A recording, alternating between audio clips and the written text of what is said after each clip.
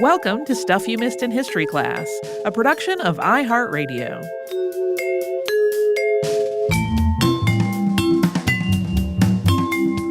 Hello and welcome to the podcast. I'm Tracy V. Wilson. And I'm Holly Fry. Before we start today's episode, one more time, we are going to do a live show at the Indiana Historical Society. This is on Friday, July 19th, 2024. So if you are listening to this podcast way in the future, 2024, that's the year we're talking about. This is going to be at the Eugene and Marilyn Glick Indiana History Center. Again, July 19th, 2024. Holly and I did a show there back before the pandemic started. Had a great time. It's been a very long time since we've done a lot of live shows, so it's nice to be working toward doing some again. Yes, indeed. This will be from 7:30 to 8:30. There will also be a meet and greet before the show, so folks can either buy a ticket to the show or a ticket that includes that meet and greet. And to get more information, you can go to www.indianahistory.org/events. And now we will move on to the actual episode. Back in 2017, when everyone in the world, it seemed like, was talking about the solar eclipse that was about to be visible from North America, Holly put together an episode on a handful of eclipses in history. And I don't think it really entered our minds at the time that in almost 7 years after that, there would be another total solar eclipse visible from North America, and that it would also, like that earlier one, be happening on a day when a new episode of our show comes out. For my part, pretty much the minute the 2017 eclipse was over, the group of folks that I was traveling with started talking about where we should go to see the next one. I definitely, though, was not thinking, what should we do on the podcast for the next solar eclipse? Did not enter my mind, but here we are. Solar eclipse happening today on the day this podcast comes out. So I found another eclipse-related topic. On May 28th, in the year 585 BCE, there was a total solar eclipse during a battle between the kingdoms of Media and Lydia. And this eclipse had been predicted by Thales of Miletus, and it led to the ends of both the battle and the war that the battle was a part of, except, turns out, there is debate about every single thing that I just said that has been going on for centuries. We're going to be talking about these events and the debate around them. Also, according to Herodotus, one of the reasons that this battle was being fought involved a particularly horrific incident of cannibalism. So just heads up on that. The details surrounding the eclipse and the battle aren't the only subjects of debate in today's episode. Another is Thales of Miletus himself. There are lots and lots of references to him in ancient writing, but we have no contemporary sources about his life.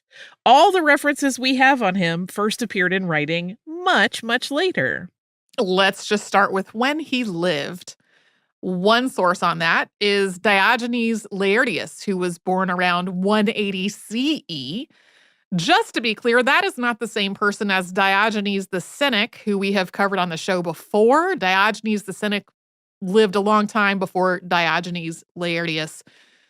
Also, we are not going to pretend to try to say any of these names the way they were, quote, authentically pronounced. That's kind of not possible to piece together at this point. But Diogenes Laertius was referencing Apollodorus of Athens, and Apollodorus of Athens was born around 180 BCE. So these two men were born more than 350 years apart. And then Thales was born another 350 years or so before Apollodorus of Athens. Ancient Greek chroniclers and historians used Olympiads to count years, with each Olympiad spanning the 4-year period between Olympic Games. According to Diogenes, who was referencing Apollodorus, Thales died at the age of 78 and was born during the 35th Olympiad. That started in 640 BCE. He died during the 58th Olympiad, which started in 548 BCE. But this would have made his age more like 90, not 78. Most sources agree that there's a transcription error in the Olympiad of his birth and that Thales was really born during the 39th Olympiad. That started in 624 BCE. So if you're keeping score, we have one source quoting another source, both of whom lived centuries later, and a mistake, and we are only 3 paragraphs into this thing. We also know very little about Thales' life, including who his parents were. There are some ancient sources that say his mother was Phoenician. Others give his parents' names as Exames and Cleobulon, but we don't know anything about them either beyond those possible names. There is general agreement that he was born in Miletus in Ionia on the Aegean Sea. This was a trading hub and an intellectual center, and it's on the Aegean coast in an area that today is part of Turkey. Guess what else we don't have? Any surviving writing by Thales or any exact quotes of his writing in other later material. Instead, what we do have is lots and lots of descriptions of what he wrote about and references to ideas that he put forth and various facts and ideas that are attributed to him. So all that said, Thales was reportedly brilliant. He was named as one of the 7 wise men, or sophoi, of Plato's Protagoras. Plato described Thales and these 6 other men as, quote, enthusiasts, lovers, and disciples of the Spartan culture, and you can recognize that character in their wisdom by the short, memorable sayings that fell from each of them. They assembled together and dedicated these as the first fruits of their lore to Apollo in his Delphic temple. So these maxims include things like know thyself and nothing in excess, both of which are attributed to Thales. He's also credited as being one of the founders of the Milesian school of philosophy, also called the Ionian school. The 3 figures most associated with this school are Thales, his student Anaximander, and Anaximander's student Anaximenes. All 3 had a focus on astronomy and cosmology, and all 3 put forth ideas about what the universe was fundamentally made of. Some of their ideas were really dissimilar, though, so some scholars describe the Milesian school as more of a geographic descriptor than any kind of unified school of thought. Here are some ideas that various ancient sources attribute to Thales.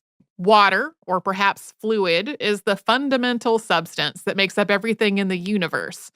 Also, everything has a soul, which is sometimes described as gods residing in everything.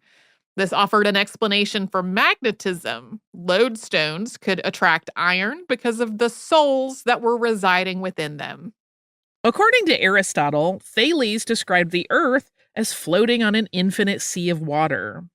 Seneca said he used this floating Earth to explain the cause of earthquakes. Of course, this is not what causes earthquakes, but this is sometimes described as a step away from blaming natural phenomena on the behavior of gods and towards a more rational and observable science. Side note, sources written today often describe Thales' concept of the Earth as a flat disk floating on that water, but surviving references don't actually specify a shape for this floating Earth. It's pretty easy to conclude that he meant that it was a disk because if there were a globe floating on the water, how would the people on the underwater portion of it breathe? Like, is there an atmosphere? Like, how is it working? Is it encased in something? Don't know. According to Aristotle, Anaximenes and Anaximander believed that the Earth was flat, but earlier in the same sentence that he mentioned them, he also said some people thought the Earth was spherical. So does that some include Thales? If this description was meant to be in chronological order, it could have, but we just really don't know. The entry on Thales of Miletus at the Internet Encyclopedia of Philosophy argues that Thales likely thought the Earth was a sphere for the same reasons that Aristotle did, including things like seeing ships sail away into the distance with their hulls disappearing below the horizon before their masts and sails. This entry doesn't really explain why Anaximenes and Anaximander, who would have had access to these same observations, would have concluded otherwise, though, or why we should conclude that Thales had different ideas on this idea than the 2 of them. Yeah, I read this entry and I felt kind of convinced, and then I was like, wait, why am I convinced, though? I still have questions. Thales also reportedly calculated the height of the Great Pyramids of Egypt using geometry by comparing the length of their shadow to the length of the shadow of his staff. He may have written a navigational work called The Nautical Star Guide, although Diogenes Laertius says this was by Phocos of Samos. Some accounts say Thales diverted the river Halys, now known in Turkish as the Kızılırmak River, into a channel so that King Croesus could cross it with an army, and that he united the city-states of Ionia in the face of aggression from the kingdom of Lydia. We mentioned in our episode about Gerardus Mercator that Thales is sometimes credited with making the first map projection. In this case, it was a star chart. Since making a map projection involves making a two-dimensional map from a three-dimensional globe, that's what it is. This means that he recognized that the visible night sky had a curved surface, even if he thought the Earth below it was flat. Again, seen two arguments on this. That kind of contradicts the infinite sea concept. Well, if you sort of imagine like one of those pop-o-matic bubbles where the flat part is the Earth and the domed part is the night sky, and then infinite sea all around it. Oh, yeah, I guess. Sometimes Thales is described as bringing geometry to Greece from Egypt, and he's sometimes credited with several geometric theorems. Some of them include that a circle is bisected by its diameter, that if two sides of a triangle are of equal length, the angles opposite those sides are also equal, and that opposite angles formed by intersecting straight lines are also equal. Thales is sometimes even credited with coming up with the entire idea of geometric proofs. There are also a couple of anecdotes about Thales that paint almost contradictory pictures of him as a person. One is that once upon a time, someone criticized him for not using his wisdom to get rich. So, based on his observations of the heavens, he predicted that there was going to be a larger than normal olive crop that year, and he got control of all the olive presses in the area. So when that crop was harvested, everybody had to pay him to press their olives into oil. And then, having proved his point that he could get rich with his brain if he wanted to, he went back to his own work and left olive pressing behind. Aristotle is one of the sources for this story, but he doesn't actually seem to really believe it, or he thinks that if it did happen, it wasn't something that Thales did. Among other things, even if the olive crop hadn't been particularly large, he still would have had a monopoly on all the presses. Thales definitely didn't invent the idea of the monopoly. The other is a story reported by Plato, who said that one time Thales was so focused on studying the night sky that he fell into a well. Listen, who among us? When a servant pulled him out, she made fun of him, asking rhetorically how he could hope to learn about the heavens when he could not even watch his feet. Yeah, according to these stories, he was both very astute and incredibly absent-minded. This episode feels like it was already 2/3 caveats, but we have still more caveats. Like, we really don't have any way of knowing whether Thales actually accomplished a lot of these things that were attributed to him. It's possible that since he was an early Greek philosopher who was reputed to be very wise, people just gave him credit for things that didn't have a clear origin point. It was not all that unusual to sort of attribute things to early Greek philosophers. Even the ancient Greek sources that comment on his life and work do not suggest that they had any firsthand access to any of his writing to back any of this up. And there are so many sources today that describe Thales as the first Greek philosopher or the first scientist or first astronomer, and claim that ancient Greek scholars described him that way as well. But the idea that Thales established Greek philosophy and that Greek philosophy then formed the foundation for the entirety of Western thought really seems to have started to evolve in Europe around the 18th century in writing that is threaded through with so much xenophobia and racism. It's likely that much of Thales' seemingly groundbreaking knowledge actually came from Egypt. Thales' eclipse prediction and the Battle of the Eclipse are intertwined. We are going to start with that battle after a sponsor break, and that is the part of the show that will have the horrific cannibalism in it.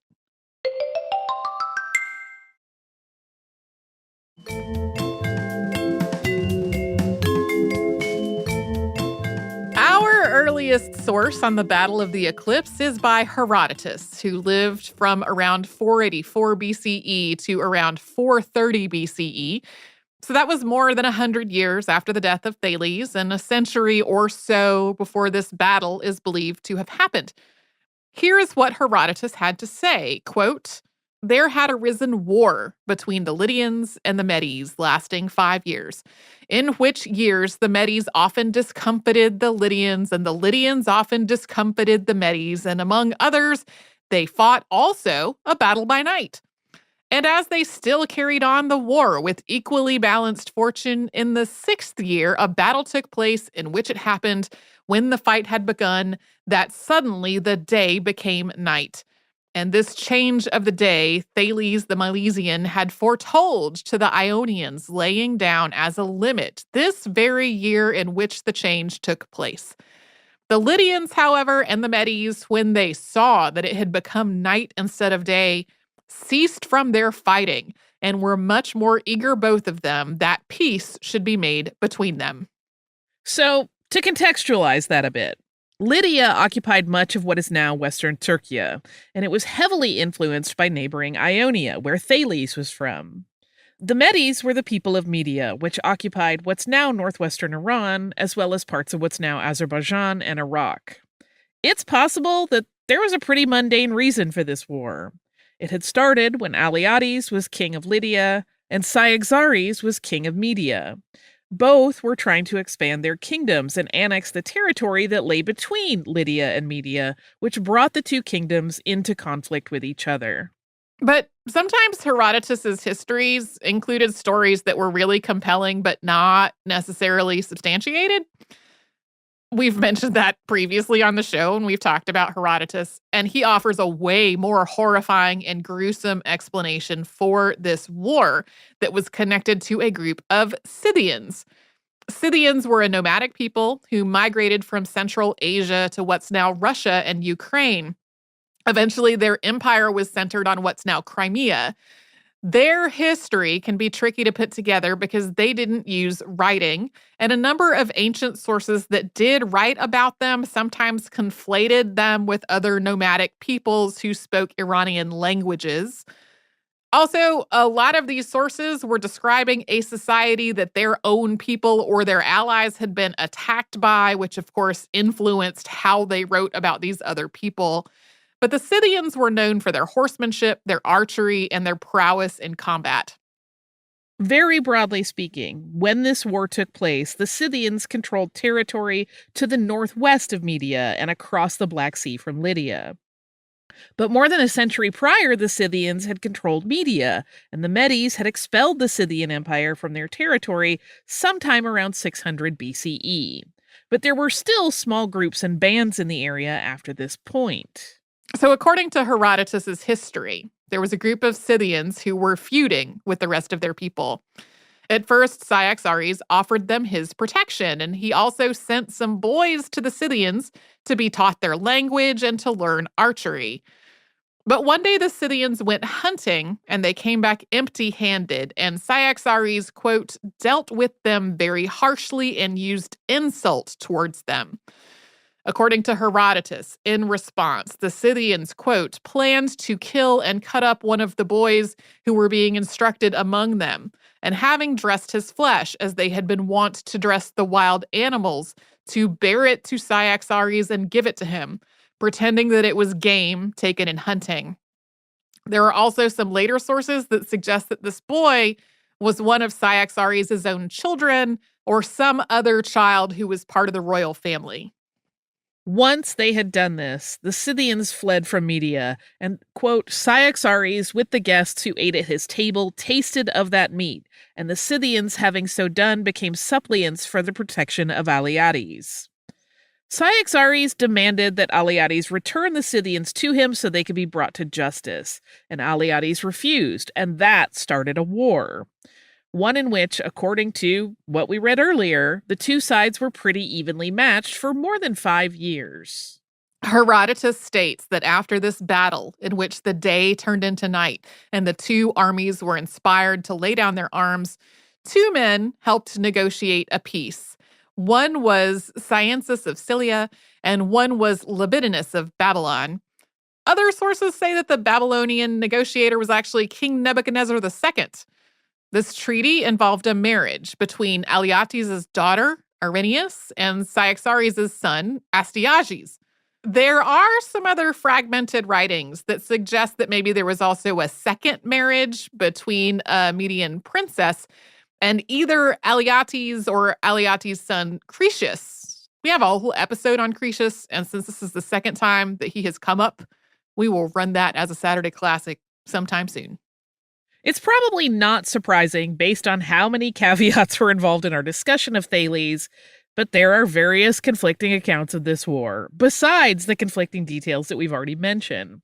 And scholars have been trying to piece together all of these details for literally centuries. One question is whether Cyaxares was king of Media for the entire conflict. The account of Herodotus suggests that he was, as does Clement of Alexandria. But Cicero and other sources say that Cyaxares died at some point during the conflict or during the battle and was succeeded by his son Astyages, who continued the war with the Lydians. Some translations of Herodotus interpret the treaty negotiations as happening under Astyages and not Cyaxares. There's also some debate about exactly where the border between these two kingdoms was set under this treaty. The Kizilirmak River is a logical and kind of widely assumed borderline, but it's not really spelled out specifically in the surviving accounts.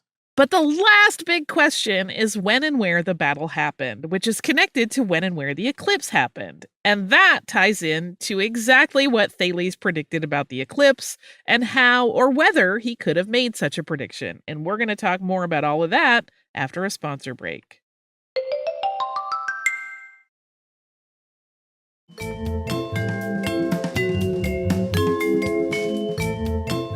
If you read about the Battle of the Eclipse in a newspaper or a magazine, maybe a website meant for a general audience today, maybe today specifically, because this is something that's gotten just a lot of attention in the run-up to today's eclipse, it'll probably say that this eclipse happened on May 28th, 585 BCE. That's the date that I said up at the top of the show. And most of the time, it comes across as like this is and always has been the definitive date that was established for the eclipse and consequently the battle. Some sources go so far as to say that because we know exactly when and where this eclipse occurred, we also know exactly when and where the battle happened, meaning it is one of the first events in history where we can pinpoint the exact date, time, and place. Naturally, it's way more complicated than that. The account of Herodotus doesn't really say that there was a solar eclipse. He said that day turned to night. Most sources interpret that as being about a solar eclipse, and that's the most obvious possible explanation. This is especially true since Herodotus also put it in the context of a prediction. Unless someone just makes a lucky guess, successfully predicting an eclipse requires knowledge of math, geometry, and astronomy, and predicting where it will actually be visible also requires a knowledge of geography. So the ability to predict eclipses is also seen as an indication of where a society is in terms of all of this needed knowledge. It would make sense for someone who had the reputed brilliance of Thales to be credited with this kind of prediction. At the same time, there are also Greek accounts of philosopher Anaxagoras predicting a meteor strike. That is not something you can predict in the same way that you would predict an eclipse. We've talked about Anaxagoras on the show before, but not about this whole meteor prediction. So it's like within the realm of possibility that Thales predicted some other phenomenon that could turn day into night, one that wouldn't necessarily be predictable in the same way that an eclipse is. Some of the other possible explanations for the day turning into night include more mundane things like a very sudden, dense cloud cover moving in, or things that are a lot more dramatic, like atmospheric debris from a volcanic eruption or smoke from a massive fire. Herodotus also didn't specify when exactly Thales had predicted this eclipse would happen. According to the translation that Tracy used for this episode, Herodotus just said Thales had foretold it to the Ionians, quote, laying down as a limit this very year in which the change took place. Neither he nor later Greek writers specified which year Thales had predicted, although some did correlate that prediction with a specific eclipse that by that point was known to have occurred sometime in the 6th or 7th century BCE. There are so many not entirely answered questions about all of this. First, if Thales really did successfully predict a solar eclipse, meaning he did some kind of calculation rather than just making a lucky guess, how did he do it? One common idea is that he used something called the Babylonian Saros, which is a cycle of 223 lunar months, or 18 years, 10 days, and 8 hours, in which there is a repeating pattern of eclipses. This cycle does exist, but it's not entirely clear what the Babylonians knew about it. Lunar eclipses are visible only at night, and solar eclipses are very brief and are fully visible only in a narrow band that is not in the same place from one solar eclipse to the next. So it's possible that the Babylonians had enough records of lunar eclipses to spot a pattern among them, but this probably would not be true for solar eclipses. In 1952, mathematician Otto Neugebauer argued that the idea that the Babylonians used the Saros cycle to predict eclipses came from an error made by Edmund Halley in the late 17th century, and then picked up by basically everyone else who wrote about eclipses for the next 300 years. I guess if you're going to pick up somebody's mistake and repeat it for Listen, 3 Sir centuries, Edmund Halley's a good one. Why not start with Edmund Halley? Again, there is a real pattern there. It's pretty obvious using something like a color-coded chart of all the various types of eclipses. And today, we have things like measurements taken using reflectors that astronauts left on the moon in order to allow us to more specifically track and measure the movement of the moon. We have way more precise data on this and what this pattern actually looks like.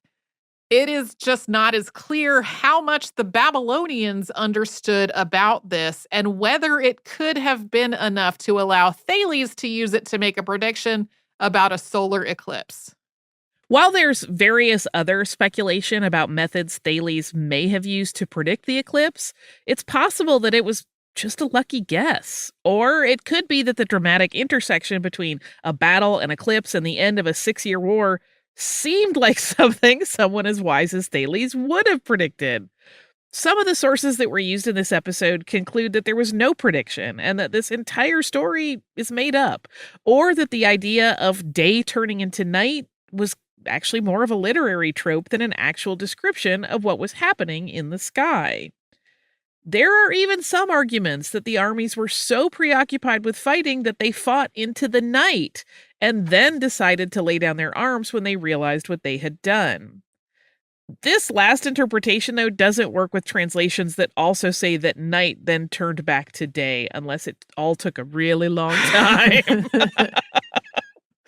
By the 16th century, mathematicians and astronomers knew a lot more about the solar system and mathematics, and were using the movement of the Earth and the moon to more precisely calculate when previous eclipses had happened. And they started proposing eclipses that could have been the one connected to Thales, again, based on more specific math rather than kind of guessing. Cephas Calvisius put the year at 607 BCE. Isaac Newton said it was 585 BCE. Henry Usher said 601 BCE. That is really just a sample. I don't think that's even half of the ones that were put forth, but these and other astronomers in the 17th and 18th centuries kind of narrowed it down to eclipses that had happened sometime between 626 BCE and 585 BCE. Astronomer Francis Bailey took up the question again in the 19th century and concluded that the Thales eclipse had taken place on September 30th, 610 BCE, because based on his calculations, that's the only one that would have reached totality and would have crossed what was then known as the River Halys in the general area where the battle was believed to have taken place. By this point, so many people had tried to figure this out. In Bailey's words, quote, "There is probably no fact in ancient history that has given rise to so many discussions and to such a variety of opinions as the solar eclipse, which, according to Herodotus, is said to have been predicted by Thales, and which, owing to a very singular coincidence, put an end to a furious war that raged between Cyaxares, king of Media, and Alyattes, king of Lydia." Bailey wrote this in 1811, which was before even more work about it was published later in the 19th century, after astronomers started to realize that earlier calculations didn't account for small shifts in the moon's movement known as secular acceleration. These small shifts could have a big effect on exactly what a solar eclipse looked like from Earth, where it was visible, and where the path of totality was, and how the eclipse moved along that path. Other astronomers started proposing other eclipses as possibilities, including one on May 18th, 603 BCE, and then one on May 28th, 585 BCE, which seems to be the general consensus for the so-called right eclipse at this point.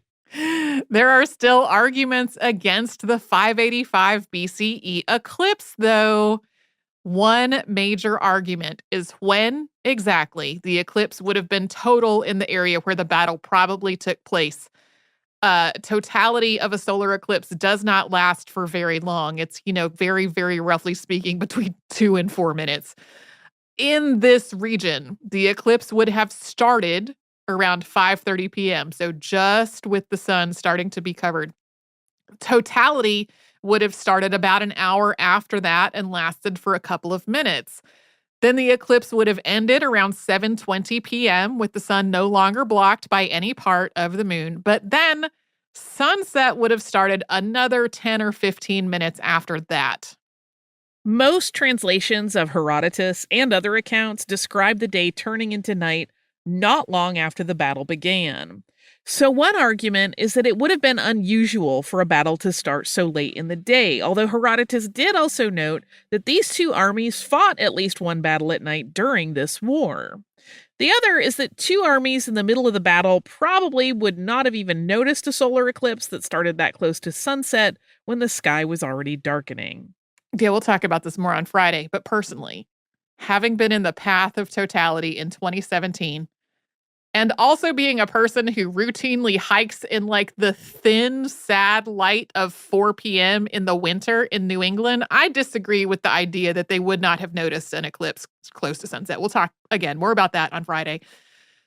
This examination of when Thales' eclipse may have happened is it's not the only such effort to try to apply astronomy to history. There are a lot of references to eclipses in old historical documents or to astronomical events that might have been eclipses. So when Isaac Newton and others were trying to figure out the date when the eclipse of Thales happened, they were also doing similar work on other historical eclipses. And the focus of this research shifted over time. At first, the historical record was the starting point. What actual eclipse could this document be referring to? Astronomers and other researchers would look for an eclipse that exactly matched the account. But over time, it became clear that historical accounts weren't always totally accurate when it came to astronomical phenomena. This was especially true in the works of people like Herodotus, who were often writing about things that happened more than a century earlier. Sometimes no specific year was mentioned, but sometimes when there was a year mentioned, it wasn't a year that had an eclipse at all. So the focus shifted a little bit from finding the eclipse that matched the written record to correcting the written record based on the only options for when the eclipse could have happened. So even though if you read this one-page article that's many of them floating around about the Battle of the Eclipse today, it'll probably make it sound like there was definitively or almost definitely an eclipse on May 28th of 585 BCE, and that it definitely did interrupt a battle that day. There's still just a ton of debate around this. Based on what's become our typical schedule, this episode should hopefully be out before the eclipse starts in Mexico today, and a couple of hours before it reaches the southwestern U.S. So if you are about to try to watch it, good luck, and please protect your eyes. If you're in the Pacific and it's already past you, we hope that you had clear skies and that you were able to get a glimpse. Yeah, and if you're not watching an eclipse today, if it's 3 years from now or whatever, if you've seen one before, I hope it was great. I have some listener mail from Kieran. And Kieran's listener mail was titled Etiquette, The Outbursts of Everett True. And Kieran wrote, "Hi, Holly and Tracy. I just finished listening to the new episode on etiquette, and it immediately reminded me of this American comic that ran from 1905 to 1927.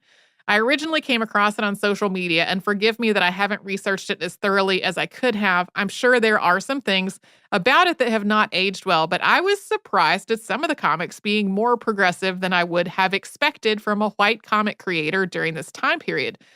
Unlike the etiquette books you covered in the episode, which emphasize being prim and proper, it takes on the rather different tone of an older, portly man pummeling people into good sense and manners. I especially enjoyed the ones where Everett True calls out someone racist, another of him correcting someone who was abusing a dog, as well as one as Everett being decidedly anti-quote manspreading. Things we are still dealing with today. Obviously, I'm not advocating for violence, but bits of the comic did make me chuckle, and I hope it offers an interesting addition to your etiquette research. I'm attaching here the original post that caught my eye. Thanks so much for that wonderful podcast and all that you do. All the best, Kieran." Kieran then sent another email shortly thereafter that said, "P.S. I forgot to add this to the original email, but I'm afraid I cannot pay the pet tax at the moment as my precious fur baby of 14 years passed away back in 2021, and I haven't been ready for new fur babies yet, but I do have some recently finished quilts in progress. I hope y'all are into some textile goodness. Thanks again." First, these quilt pictures are beautiful. What? Us into textiles? What? Yuck. Thank you so much for sending these quilt pictures. They're so lovely. Beautiful. Yeah, so when I got this email, I was like, Everett True, all of this is ringing a bell to me. We have to have talked about this before. When was it? And the answer was, it was during the episodes where we sort of talked about our prior episode on the 1918 flu pandemic in our new context of having lived through a year at that point of COVID-19 pandemic. Because other things that Everett True beat people into a pulp about were refusing to wear a mask in places that masks are supposed to be worn and coughing without covering their mouth. So yes, outburst of Everett True. I similarly have no idea about like this comic beyond those kinds of things that we just talked about or the creator. But I did appreciate getting this email. If you would like to send us a note about this or any other podcast, we are at historypodcast@iHeartRadio.com.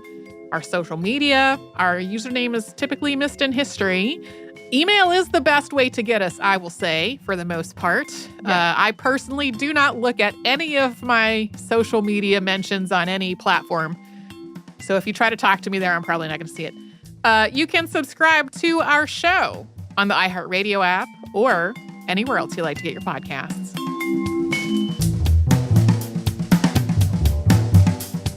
Stuff You Missed in History Class is a production of iHeartRadio. For more podcasts from iHeartRadio, visit the iHeartRadio app, Apple Podcasts, or wherever you listen to your favorite shows.